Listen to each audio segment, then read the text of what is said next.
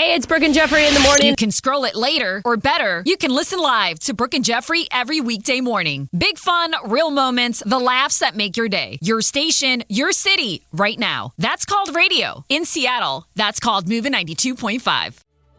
Woohoo! Good morning to everybody. Hello out there. This is the original Loretta Brown Show. Radio to open the heart, heal the soul, and awaken the consciousness.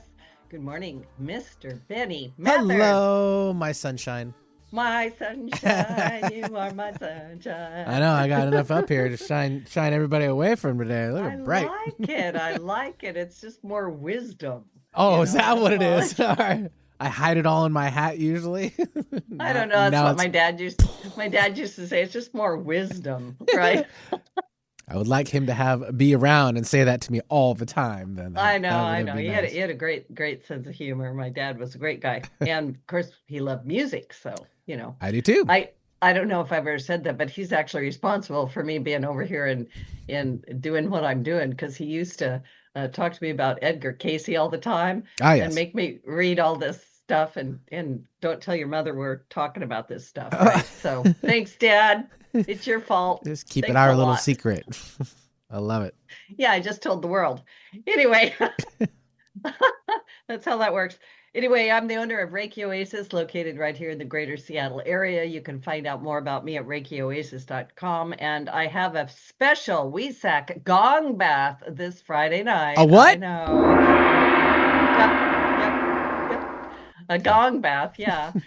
It's the WESAC moon, and it will be Friday night at 7:30. I have 2 places left, maybe. So get on there and go to ReikiOasis.com. Sign up now if you're going to come. But it's please join me and over 500 gong therapists in over 20 countries worldwide. We are combining our efforts. We're going to send out sound for peace, compassion, and spiritual unity. The full moon on Friday, which will be a full moon in Scorpio, I'll talk about it in a minute, celebrates the birth, enlightenment, and nirvana of Gautama Buddha. And it is believed to bring a massive downpour of divine energy for global blessing, healing, and personal transformation. Could use some of that right now, some global blessings. Yeah, right? Some global blessings. Yeah, so we're going to combine our energies and intentions with that. And like I said, please come. It's wonderful. Anybody that's ever come to my sound baths, the gong baths have a whole different layer to them. And so yeah, come on out. Join us this Friday night, May 1st, 7:30 p.m. at Reiki Oasis, right up here in Bellevue, Washington. And yes, Egypt is happening. I'm about half full. The trip is October 13 through the 26th.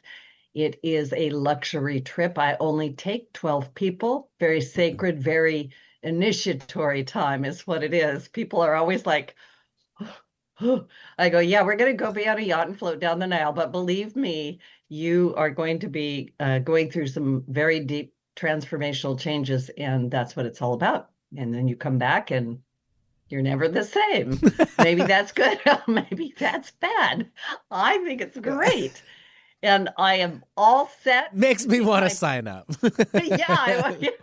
I may be the same when I leave. I may be the same when I come back. I'm not really sure. We'll find out. Might have been, run over by a Mack truck or something. Or Whoa. Maybe, But we do private visits everywhere, and we go deep. So please join me. Send an email to ReikiOasis@gmail.com. Just ask about the Egypt trip. I'll send you all the good stuff. And then let's get into astrology. This week's astrology is extraordinary. It mirrors the conversation I'm going to have today with my wonderful guest, Hakim Isler, about consciousness, perception, and awakening in a profound way. We're literally days into one of the most important transits of the decade. Uranus has just entered Gemini for the first time since 1949. Which is actually, I wasn't born yet. I'm letting you know, wasn't quite born yet. 1949, Uranus is the great awakener, the disruptor, the lightning bolt of innovation. Gemini rules the mind, perception, communication, and how we process information itself. For the next 7 years, we are going to see reality itself rewired, how we think, what we believe is possible, and the very speed at which ideas and intuition travel. This is not just about new technology or AI, it's about consciousness expanding faster than our old mental models can contain. It's about economic volatility, political power shifts, and honestly, a collective hunger for deeper perceptions are all live right now. I cannot even tell you how many of my clients come to me and they go, Loretta, I'm having this stuff happen. Like, honestly, I wake up and there's dead people around the bed, or I can read people's minds, or I'm having these strange sensations. What is going on? And it is happening. And so right on cue, we are heading into a potent Scorpio full moon on May 1st, known for thinning the veil, exposing hidden truths, and activating raw emotional power and transformation. Scorpio asks, where have we given our power away? And what secrets, personal or collective, are ready to be revealed? And I guess the next part of that is, are we ready to see them or to know them or to be part of what it is that is emerging? We are on the leading edge of things. Oh boy. I know. You know, I'm having a little anxiety right now thinking about it. Secrets to be unveiled. Oh, man. I know. Well, they just keep coming out. Right? Yeah. So anyway, tie all of this to the world right now amid economic volatility, shifting power structures, and honestly, information overload. We're being pushed to move beyond the five senses into intuitive knowing. It's a perfect cosmic backdrop. It's a perfect astrological, the stars are inviting my star to the show today. They're literally saying the revolution in consciousness starts now. So my guest today is Hakim Isler, from the front lines of special ops to the front lines of the supernatural. Join us as we welcome Hakim Isler, the Black MacGyver, to the show. Hakim is a nationally recognized expert in human potential, survival training. He's going to survive this show with me, and consciousness exploration.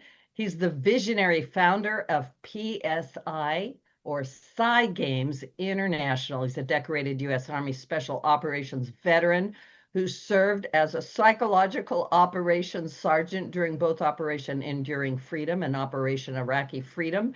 He's the nation's premier professional African-American survival expert, appearing on Naked and Afraid, Exhale, and my favorite, Kicking and Screaming. And he's a 6th-degree black belt in To-Shin Do, modern ninjutsu. Hakim has trained extensively in martial arts. He's done all kinds of wonderful things, and beyond the physical, you are going to be amazed by him. He spent years exploring expanded states of consciousness. Ooh, I love that. Through remote viewing, mind sight, breath work, and intuitive training. And his life work stands at the intersection of survival, spirituality, and consciousness evolution, and asks a profound question: just what are humans truly capable of? Whoa. Welcome to the show, Hakim. That is the best intro. Can you send that to me? I'm like, yes, man, my marketing team hasn't even done that good a job. This is amazing. Well, I will totally send it to you. Thank you. I stayed up late and worked on it. I have to tell you, I'm so excited to have you on the show. I've been on the radio for, I don't know, 15 years or something, whatever. And I have guests that come through, and every once in a while I get this jingle. You're my jingle today. And when I asked if you could come be on the show, I was like, oh yeah, we need to do this. We need to have this conversation. So thank you.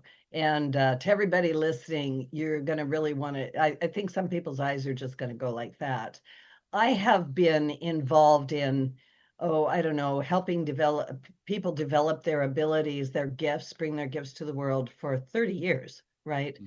And years ago, I met a soul brother who is an MIT-trained brain scientist, and he taught me some basic remote viewing, bilocation techniques, things like that. So I'm not anywhere near where you're at, but I have been fascinated in all of this sort of thing forever. And also the idea that our brains are actually hardwired for psychic abilities.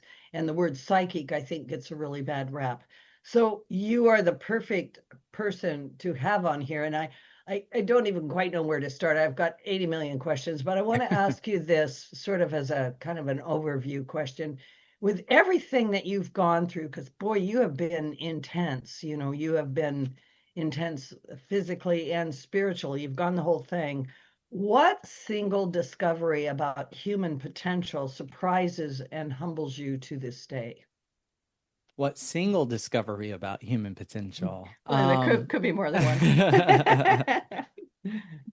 I think the thing that really is really amazing is this connection that we have with everything that creeps up in people's lives in multiple ways over and over again. And it's, some people really lean into it, but I think it's a really hard thing for a majority of people to really understand, including myself.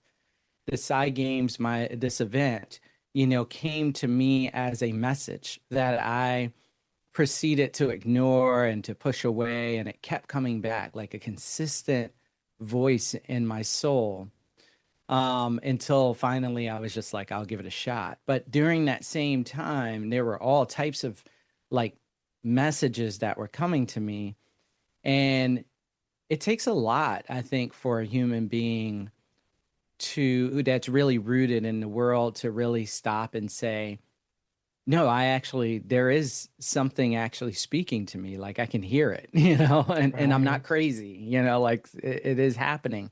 And, it's like one of those things where you talk to somebody else and they say they're like, oh man, I do this really weird thing where like I, wake up at night and I toss and I turn and I do like this little movement. And then somebody else says, oh, I do that too. I thought I was the only one, and then like you talk to somebody else and they say, I thought I was the only one. And so one of the things that's really profound in my life is how many people I meet who have had these experiences. Yeah. And as I research how many of our very well-known scientists and researchers and people who have profoundly impacted the world in the technology space that has also had these type of events happen that we kind of hide, you start really digging into it and you're like, wait a minute, Thomas Edison said he had this, Edgar Casey said he had that, Nikola Tesla had the same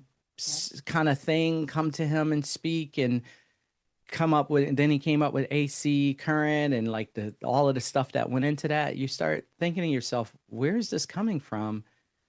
How is this happening? And how profound is it that there's something else out there that may be communicating with all of us, and giving us guidance based on our purpose here in the world? I want to ask you, where did you have that moment for you? Were you born in, like my joke is I was born seeing dead people. Were you born with these kinds of developed gifts, or did you have kind of that moment where you also said, wow, something is communicating with me? Yeah, so apparently I was born with this, and there was born that way. Yeah. Thanks. Go ahead. Sorry. No, I like the dance move too. Yeah. I think like I had some very profound experiences between 8 and 9 age frame where I look back on it now and I'm like, whoa, those were like super profound. One was I told my mom I was going to be a ninja when I grew up and totally forgot about it. And at 21, I'm coming to her saying, hey, I'm leaving New Jersey. I'm moving to Dayton, Ohio, of all places, to go and train with this ninja guy. And she was just like, wait a minute, what? Do you remember when you were 9? You told me, and I had totally forgot. I was like, no, I forgot about that. But now for the last 27 years, I've been training in that art, and it's in the last 18 years is what I've done for a consistent living. I teach martial arts. I teach ninjutsu. I also at 8 had this, or it was around 9-ish actually. I had this dream with the lotto numbers. So I told my mom about it. She was like, "Well, I'll try. I'll play these numbers, but I don't want to lose too much. So I'm gonna just do it on like the local level." It actually do they didn't come out locally, but they came out nationally, the same numbers. Oh, So had she had played them nationally, we would be like oh, multi-millionaires. And oh, um and then there was this one instance where I was at school and I saw this. I was waiting for my turn to bat. We were at recess and we were like just hitting the ball out, and I was second in line. And I decided that I saw this guy pick up this bat off the ground, and I had a voice come to me that said, "Move now!" Like it was like really strong. So I got out of my place in line and moved two back, which was just weird because everybody was like, "Why are you moving?" You were coming up next pretty much, and now you're further back. But I just had to do it.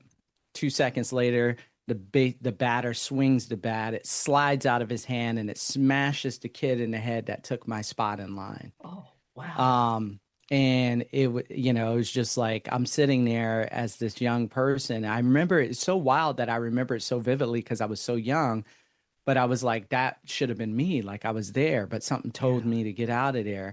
And it was kind of went into the recesses of my mind until I started, this process of reawakening this connection. And then I was like, oh yeah, this thing happened to me when I was a kid. I forgot about that. So apparently I say all that to say that this was something that has been with me for a while. But like many youth that grow up in the environment that I grew up in, there wasn't really a framework outside of like Hmm. religion for it. Right.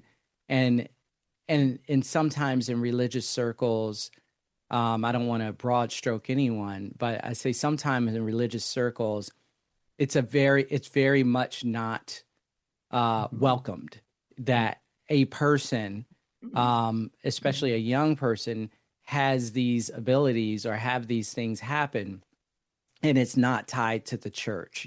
So if you are just having this stuff happen, it could be construed as evil or something else, and it got to be shut off. My mom wasn't really that overwhelming. It just wasn't any guidance, Yeah. because you also Yeah. need guidance. And I think old tribes in the past, they had that. Like the youth would be born, the parents would go off and do the work, right? So mom and dad are out there doing whatever, and the grandparents would help raise the kids during the day. And the grandparents had this deep, profound understanding, of nature and our connection to the spiritual world. And so in those old tribes back in the day, the grandparents would teach the young ones, oh yeah, the plants can talk. And oh yeah, if you see these things, they're Yeah. like little fairies and they can talk to you and teach you stuff. And the kids grow up that way, and then they become parents, and then and their kids become, connected to the grandparents. And now, unless, I mean, there are certain families that still carry on those traditions, but quite often that line is broken. Older folks kind of go to the old folks home, and then kids now are on their internet all the time playing these Oh, games, yeah. and the parents are busy just trying to, keep the bills paid and the lights on, so they're working all the time. And kids go to daycare and stuff like that. So other people are kind of raising them. And so a lot of that is missing now. And I kind of did not have an environment that really encouraged and also supported that. Not that it was that my mom didn't love me and that she didn't care. It was just that, she didn't have a framework for that. Yeah. Um, I really love what you're saying because I also know uh, I want to say something, and then this obviously led to the Psi Games somehow. But I want to say this because I also was raised in an environment where I was born with. I mean, I saw fairies and angels and dead people, and I remember flying around the room and moving stuff with my mind. Getting the bottle to fly across the air and all this kind of stuff. And when I started to try to talk to my mom about it, I was shut down.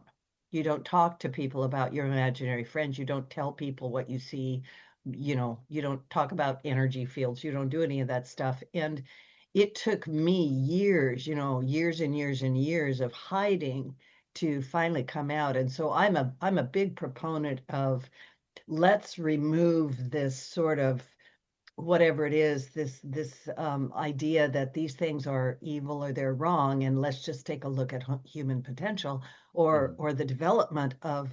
I love children, so for me it's the children, but adults are children. I mean, I'm just a big kid, so like that. But I just so appreciate you saying that, and I hope the listeners appreciate hearing this, because I know a lot of people have experiences. They don't know where to go. They don't know how to Mhm. get the training. They don't even know what the training should be. There's kind of a trend right now, a lot of TikTok videos of people going, make the piece of foil go in a circle, start fire, whatever it is. So please talk a little bit about the Psi Games and what it is that you're doing there with the development of this sort of thing. Yes, I thank you for asking. The side games is multi-layered, cross-generational, and it basically what we set out to do is we set out to create an environment that's both a conference and like this fun, friendly competition where we can come together and we can kind of push the envelope of and where we are in our human potential. And so we have this kind of three-phase set where we go from day one is like information. So we have lectures and speakers who come in and do these lectures, and many of the speakers have been in the field for 30 years or more.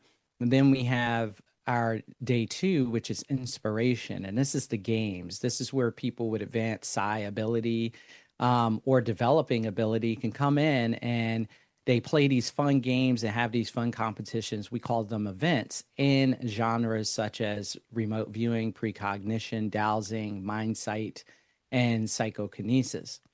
And then we have day three, which is now that you have the information, now you've been inspired, now you can learn how to do what it is that you are interested in. So maybe you're interested in psychokinesis, we'll have workshops on that. Maybe you're interested in remote viewing, we'll have workshops on that. So we have these opportunities.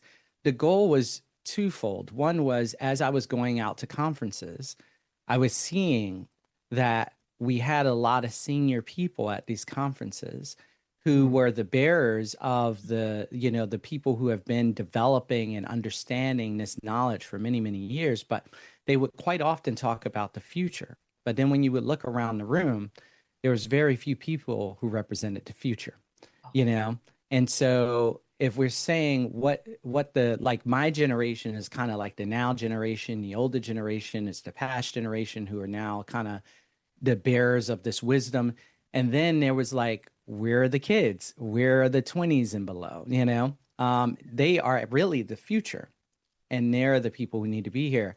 And so when you think about that, you say, okay, well, what's the likelihood of a 15-year-old being interested in sitting in a lecture about like the history of remote viewing? It's probably very low, right? So then we have to make this fun and we have to make it exciting and we have to make it accessible to these young folks if we want to bring them into the fold and really have this discussion of the long term. And so the side games was kind of an event for us to do that, where we have things for kids and we have things for adults. And we have these wisdom holders who are able to pass on this knowledge to all the generations. And then the other thing is that when you talk to the average person about research or about what we can do, they'll say, oh, no, nobody can do this remote viewing thing. Nobody can do this psychokinesis thing. Even if they had experiences in their past, they still start to believe as we get older, like maybe those were make believe or maybe they weren't real. And, Yeah. And then you say, no, there's all this research out there, over 100 years worth of research that proves this. And they say, well, that can't be true. And you show them the data and then they don't read it, right? And that's because they're not inspired to, they're not motivated to. So how do you inspire a person? Well, you make it fun. You give them an opportunity to see something that really piques their curiosity. And then then they'll be motivated to go and do the homework, right? And we see this in near-death experiences. Somebody has a near-death experience. They have these experiences that they can't explain. And then they become inspired and motivated to actually do the homework. And then they say, oh my gosh, there's all this research out there. There's Dops and Ian Stevenson and what he did, all the research that he's done on near-death studies. And then they get blown away. So how do we bridge that gap? Well, again, we have to make it fun. And then we have to benchmark where we are now and like how we can push that forward, just like Roger Bannister did with the 4-minute mile. The 4-minute mile was never a physical limitation. It was always, what he showed was it was always a subconscious and mental limitation, where we believed we could not run faster as a species. We could not run faster than a 4-minute mile. And therefore that was our barrier. And it took this guy to come along and say, that is not the case for me. And he proved that it was not the case. And immediately after that, following that, all these other people start breaking the 4-minute mile. And now it's just like it's an understanding. We can go faster than 4-minute mile. And that's what we're trying to do with the Psi Games, is remove these limiting beliefs, bring us back, especially us in the middle, who are middle-aged to elders, that bring us back to this remembrance, and that we had this ability when we were young, and that this is a thing, and that we could also develop this to new potentials, to new levels.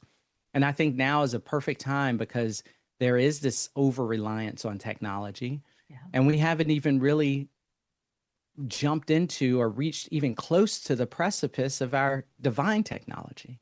Mm-hmm. People have ideas, but what level we could get to if we just all come together and really push the pace. And that's what the Psi Games is all about. So some people don't want to support the competition. They're like, oh, I don't want to see that, and it's like that, I think that has a lot to do with our American culture, with capitalism. We think that all competition has to be like, there's a loser and there's a winner. And that's not the case I find in this loving, conscious community.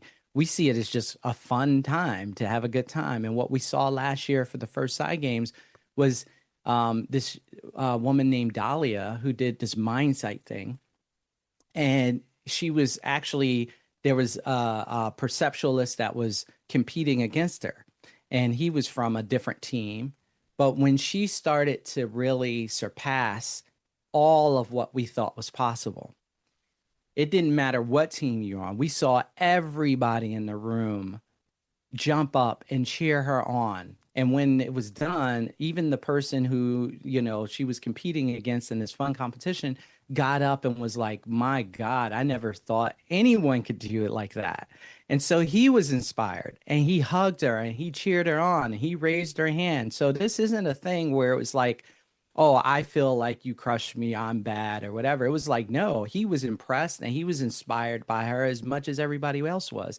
We all were inspired. And that's the kind of environment that we can create. And we don't have to be stuck in these rudimentary ideas of what, growth is supposed to be, Yeah. Yeah. I love that. I interviewed a lovely woman a few weeks ago, and she's a younger generation. I'm a generation just older than you. And we were talking about kind of what you just said about how, like, my generation, I always feel like I've been hacking through some kind of jungle with a machete trying to, I wasn't naked, but I was hacking. And she had made a comment that she goes, it's so much easier for me. She goes, I do all this stuff that other people go, wow, I had to do all these disciplines and all this stuff to get there. And I was thinking, yeah, because we hacked through. But it is exactly what you said. And this is so exciting to hear you talk about this, where with this mind sight, this woman's doing something that no one thought could be done. And that to me is it, because now it's the 4-minute mile. Now you've broken through that. And then that everybody sees that. And then we're all breaking through those limitations. Yeah. Let me tell you the truth behind what you just said. So we had the Psi Games in August of last year. So, and then there were several people at the Psi Games who saw Dahlia do what she did. We gave them 5 minutes to complete this task. She completed it in 50 seconds. We didn't even think blindfolded. We didn't think that was possible. So she blew everybody's mind. So I have a friend who teaches mind sight. He has a course. I came to his first course. He only had 12 people. He did one a few months after the Psi Games. That class had 42 people in it, I believe. And two of the people were at the Psi Games who saw Dahlia, and they both had breakthroughs at his training. One woman had such a breakthrough that then she went from not being able to do this. She was psychic in other ways, but she didn't have this ability, to putting the patches over her eyes and then putting the blindfold over that and then performing the same task as Dahlia in 52 seconds. Right? Oh. So we went from I never even knew that was possible to, my God, that's possible. Let me go to this class and learn how to do it, to now I'm doing it on a similar level as the person who inspired us all. And there was another gentleman, and what I have to preface this with, he wears glasses in his normal life, right? So he has bad eyesight. So he takes this class, he puts this mask on, and I actually have it on video. He then proceeds to do this distance, card mindsight game. And the person is showing him like a Zener card, which is a card with these symbols on it, right? And it's a small card. It's a little like regular playing card. And he's reading them. And then somebody brings up the idea, well, let me see how far you can go. So they back up and they pull out a card, and he struggles for a little while. And then he says the shape, and then, okay, let's go back further. They keep going back to the point where my camera on my phone can barely see what the shape is, and he's still calling it out. I know this will sound hard for people to believe, but he went to 295 feet. That's what we clocked him at. That's how far he was able to see and still get the cards correct, which is 5 foot shorter than a football field. So if you can imagine having glasses in your normal life, sitting at the one end of a football field, taking your glasses off and putting on a blindfold, and then seeing a card with a shape on it all the way at the other end of the football field and being able to call out what's on that card, it was incredible.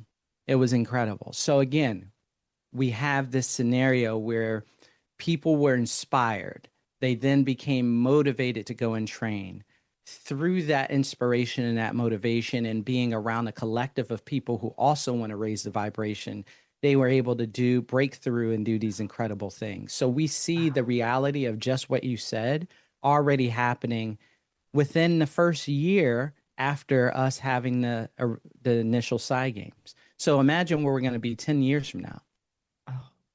Yeah, my brain's like lit up like a fireworks right now. I'm like, whoa, because I'm also pulling in like, okay, so we've got quantum reality and we've got this entanglement, we've got this collective consciousness. We use these words all the time and we just sort of flip them out there like, oh yeah, I know what I'm talking about. But this is a reality.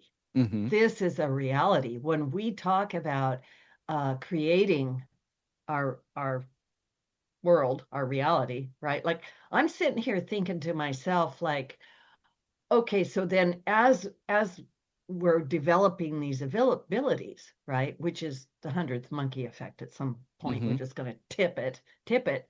Where are we headed? Hakim, what does the future look like with us tuned in and turned on and working? I mean, I know you've got a great answer, but like, this is my brain's like, whoa, okay. So we look at the world and we go, oh my God, what a big mess. And I tell people all the time, you do realize we're all co-creating this. Like it's my mess and your mess and their mess and everybody's mess. And so let's unmess it. What? Yeah.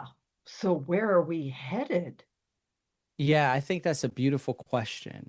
I think a lot of the challenge that we have now in our world, a lot of the challenges that we face is because we can quite often feel so separate.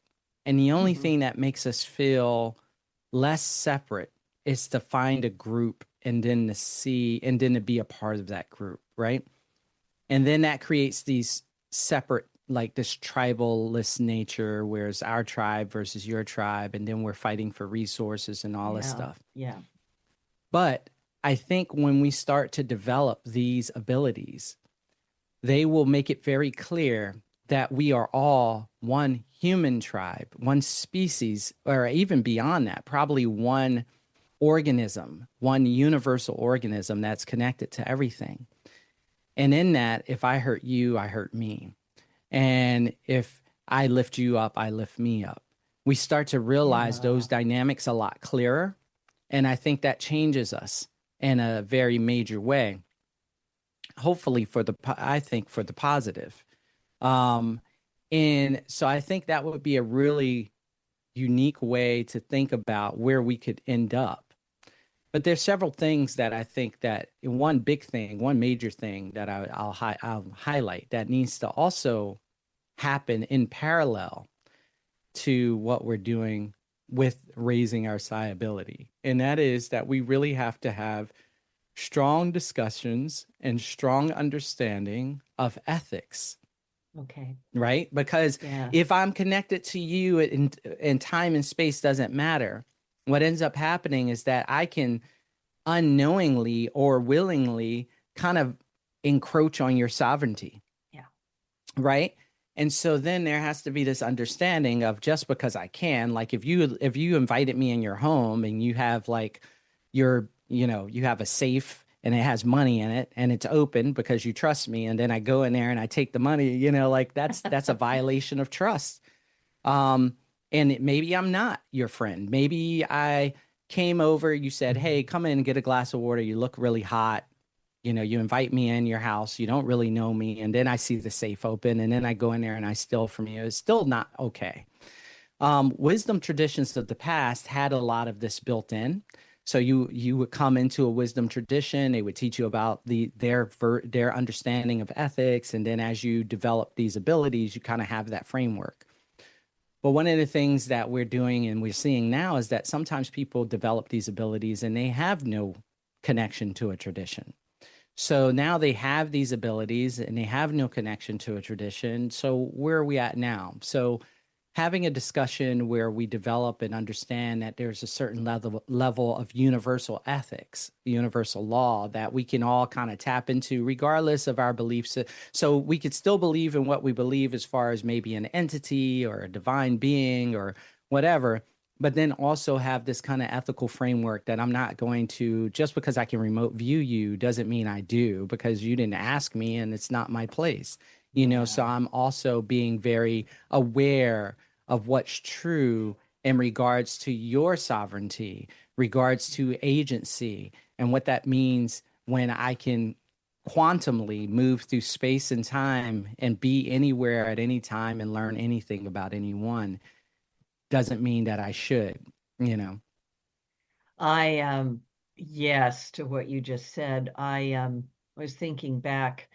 Oh, this is probably years ago, where I went to some kind of a gathering. Somebody wanted me to do like a house energy blessing or something. And I walked in and there was a woman there and she came up to say hello to me. And I instantly felt her inside my energy field looking around. It's very you know what I'm talking about. Yeah. And I kind of looked at her and she said, oh, I have something to tell you about yourself. And I said, I didn't ask you. Oh, yes. Yeah. And it threw her back a little bit. But what you're saying is very important, because a lot of people get kind of enticed into this idea. Well, I'll just remote view everything I want to, I'll look inside you. I'll find out all about you. I'm romantically interested in you. I want to find this and that and the other thing. And that ethics is so important. So very important. Yeah. Yes. Yeah, that's so true. That's so true. And if we're headed for that type of world, we got to be truthful and we have to be honest and we have to be there for each other to make sure that we're all doing that. And unfortunately, like you, I'm sure, seen, we have a lot of young people who are coming up and they do have these abilities and they're on YouTube creating their own YouTubes. Where they're like, oh, I remote viewed such and such, and I did this, and I'm clairvoyant. So I looked into what's going on in this place, and it's like, um, there's some discussion that needs to be happen around that. Like that doesn't mean that, this is a fun thing that you should just be doing on anybody at anywhere. And so that's Psi Games is all of that. We're trying to bring all that together in this conference slash competition fun place where it's like the conference side of it is people like really having these deep discussions and you learning from wisdom holders from generations, and then we have that gaming portion where we just become inspired, and then we have the workshop portion where you get to learn from people, especially people who've been doing it a while, like how this really works and what should be times when this should not be used, and how it can bring us together as a divine family. So I'm thinking, I want to pull in a question from further back in your life a little bit when you were like, naked and not afraid and right, going through some pretty extreme experiences. Mm. How do you integrate that into, I'm going to just say chakras and into now time? And also, I know I'm throwing a lot in there, but I know you can do it. You were very involved in remote viewing, and you studied with some of the greats, right? Hmm. Like wow, right? And anytime Ingo Swan's name comes up, I'm like, okay, Ingo Swan. So I don't know quite how you want to answer that or how you want to jump into that, but please do.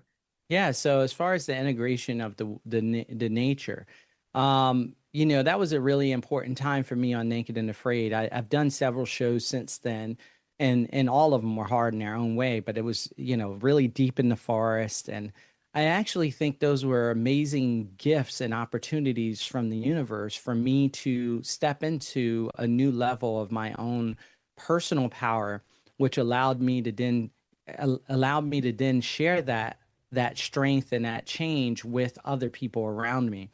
So I think it was kind of training for me that the universe was putting me in these really deep places. So the integration came for giving me time to clear out the the crap that I was really dealing with. So, for instance, I suffered from PTSD, and I did not realize it because I was a special operator. We do really good at compartmentalizing, and then where I operated was a place called PSYOP, which is all about understanding the human psyche and how to make things happen with people. And so of course we understand everything, like, so we're not, in our hubris, we're not affected the same way, at least that's the way we thought, and that's the way I was thinking.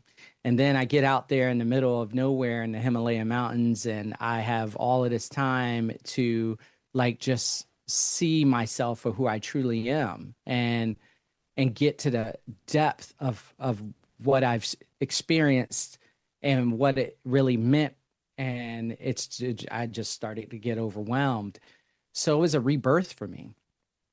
Yeah. It was a place for all of the weeds and all of the things that kind of sprout up, and for me to be able to deal with that. And my yoga teacher talks about this really well.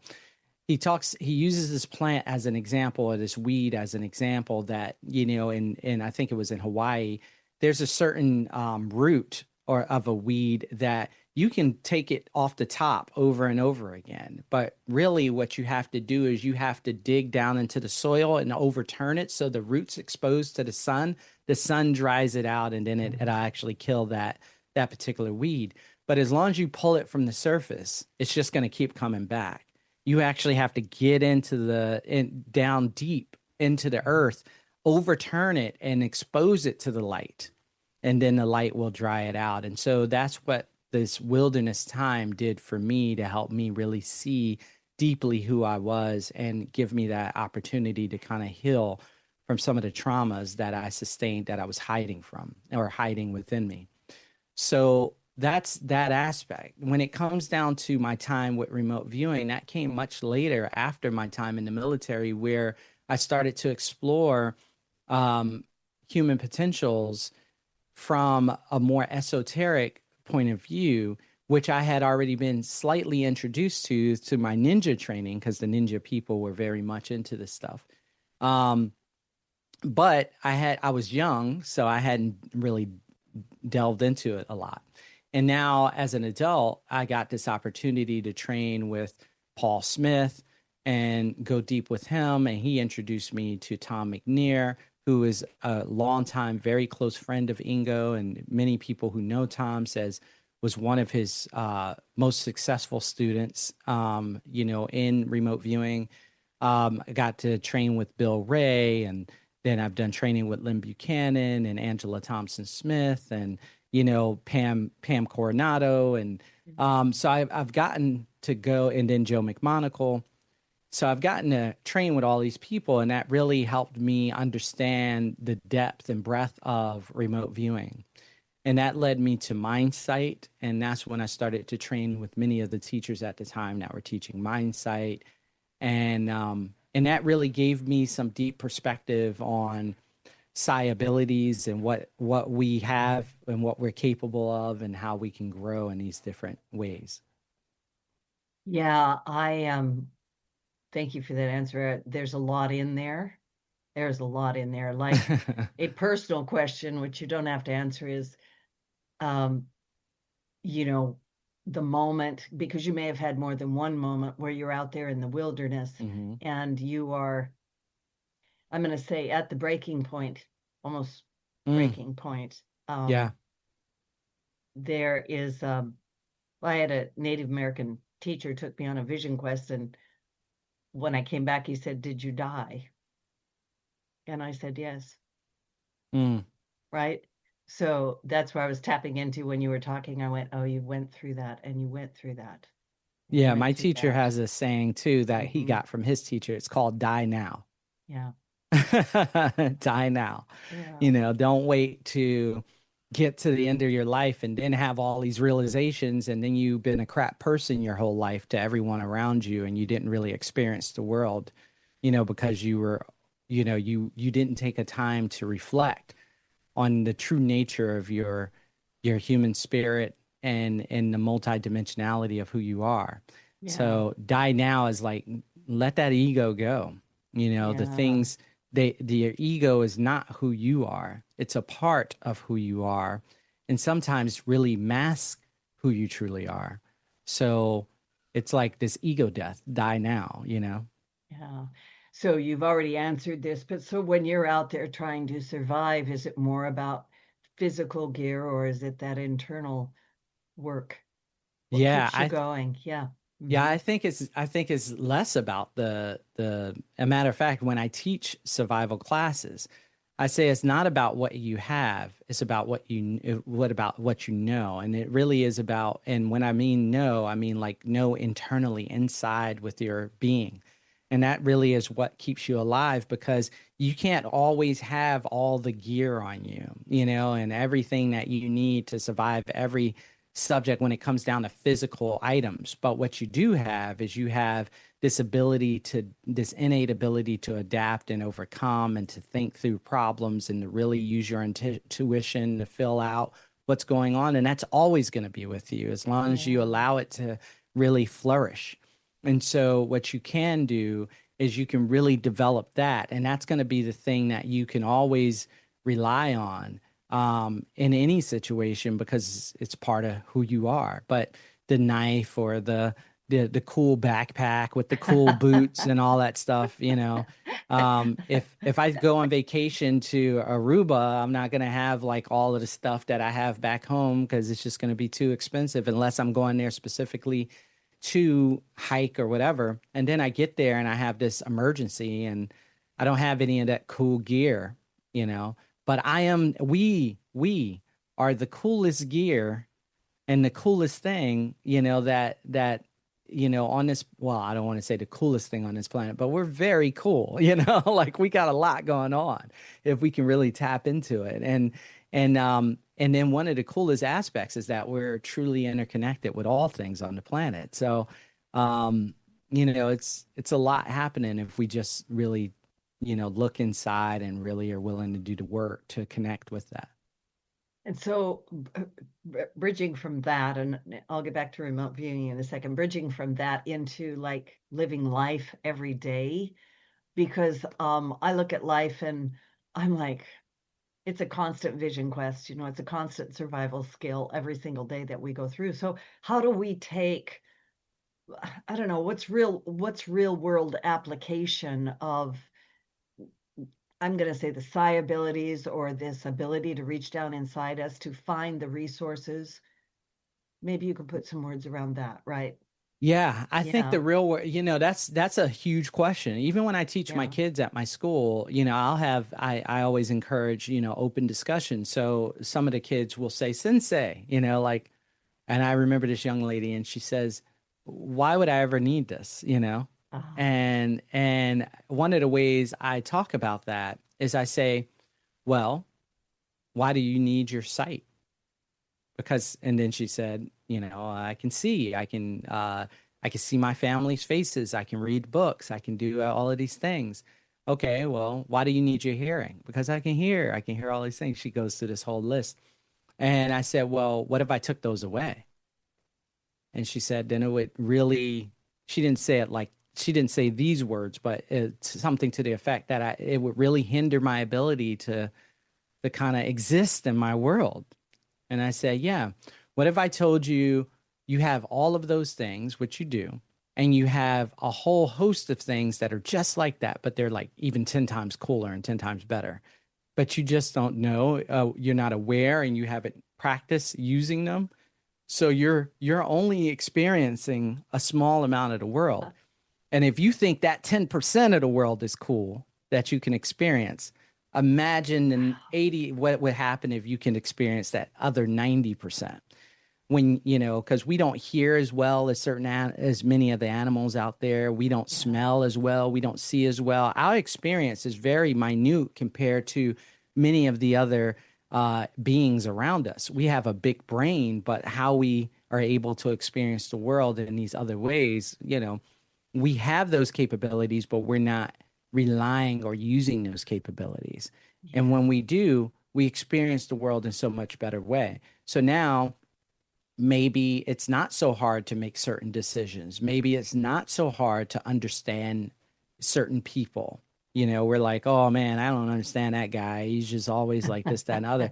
Well, if I reach deep down into my intuitiveness and my empathy, and, oh, now I can really feel like what this guy is going through, even without the verbal communication or me trying to use logic to understand this, I can actually connect with it on a deep level.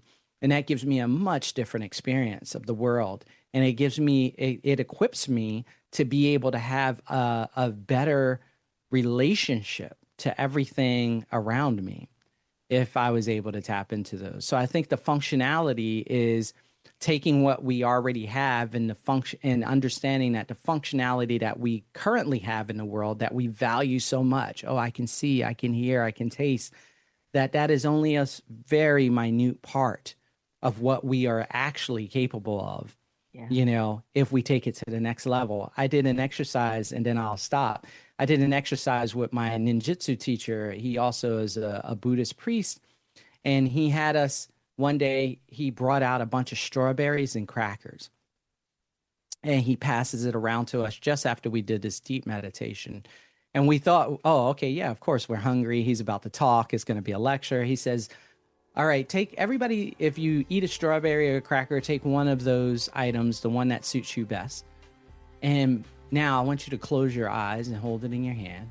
And then he proceeded with this 30-minute exercise where we like put the cracker or the strawberry on our skin, and then we smelled it with our eyes closed, and then we like rubbed it on our lip, and then we like, just kind of put our hand on it and felt the energy and da da da da. We go through this whole thing, and at the end of the 30 minutes, he says, now keep your eyes closed. Now put the strawberry in your mouth, take a bite, and just hold it there. And it was like, Wow.